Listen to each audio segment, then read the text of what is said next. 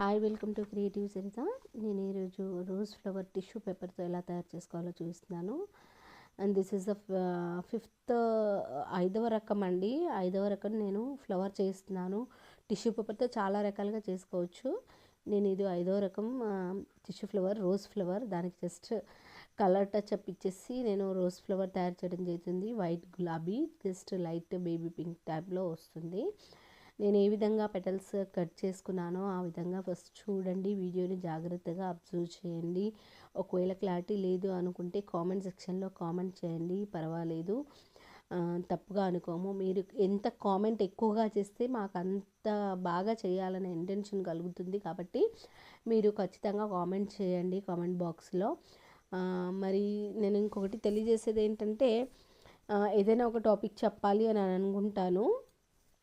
కాబట్టి నేను ఇప్పుడు లక్ష్మీదేవి కోపాన్ని తెప్పించేవి ఏంటి అనేది చెప్పబోతున్నానండి.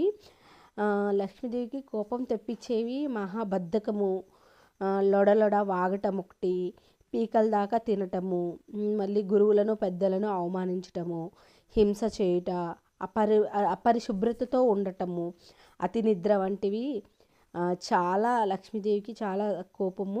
వైకుంఠవాసి శ్రీ మహావిష్ణువు సతి శ్రీలక్ష్మీదేవికి కోపావేశాన్ని కలిగిస్తాయండి ఇవి. యాక్చువల్గా అయితే మనము ఇలాంటి విషయాలు కొన్ని తెలుసుకోవాలి. నాకు కొన్ని తెలిసిన విషయాలు మాత్రం నేను మీకు తెలియజేస్తున్నాను. ఇది నేను నా సొంతగా చెప్పినవి కాదు. నేను కొన్ని బుక్స్ చదువుతాను కాబట్టి దాంట్లో నాకు మీకు నచ్చినవి, కొన్ని మీకు యూస్ అవుతాయి అనుకున్నవి మాత్రమే నేను మీకు మెసేజ్ పాస్ చేయడం జరుగుతుంది.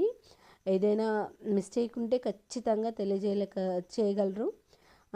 వీలైతే మీరు సబ్స్క్రైబ్ చేయండి, లైక్ చేయండి. మరిన్ని వీడియోస్ కోసము, కొత్త వీడియోస్ చేయడానికి నేను మ్యాక్సిమం ట్రై చేస్తానండి.